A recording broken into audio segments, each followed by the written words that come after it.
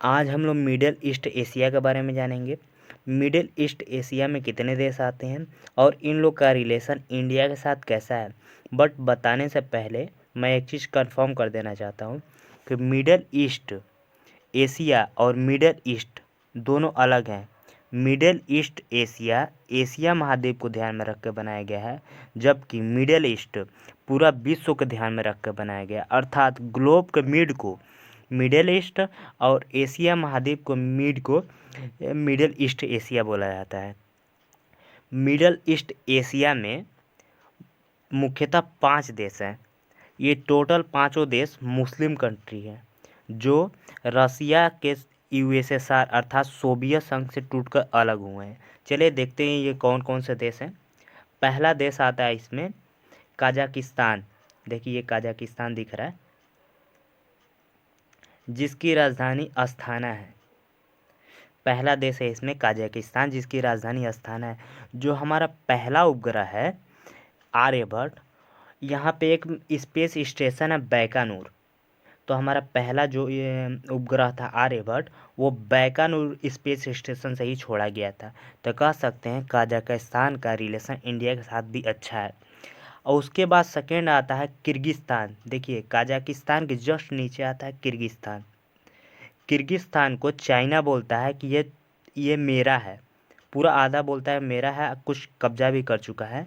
तो इंडिया को यहाँ पे एक पोर्ट ले लेना चाहिए था, जिससे इंडिया को फ़ायदा होता है कि इंडिया चाइना को इधर से भी काउंटर कर सकता है, बट नहीं कर रहे हैं, कोई बात नहीं।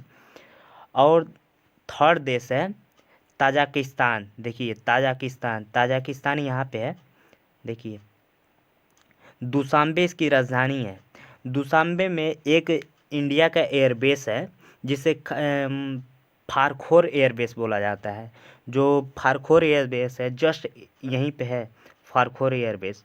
इससे इंडिया को ये फ़ायदा होगा कि इंडिया चाइना को इधर से भी काउंटर कर सकता है और इधर से तो कर ही सकता है, तो इंडिया को इससे फ़ायदा है। तो हम कह सकते हैं कि ताजिकिस्तान से इंडिया का रिलेशन भी बहुत अच्छा है। उसके बाद हमारा कितना देश हो गया, एक कजाकिस्तान हो गया, किर्गिस्तान हो गया और ताजिकिस्तान, हमारा 3 देश हो चुका है। अब चौथा देश है हमारा उज़्बेकिस्तान। देखिए उज़्बेकिस्तान ये है। इसमें हमारा 1970 में एक समझौता हुआ था, ताशकंद समझौता, जो जवाहरलाल नेहरू के टाइम हुआ था। जवाहरलाल नेहरू के टाइम हुआ था ताशकंद समझौता।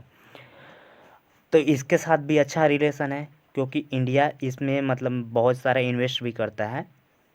और हमारा 5वां देश है तुर्कमेनिस्तान।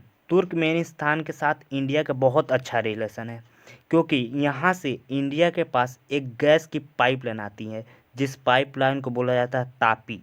क्या बोला जाता है? तापी।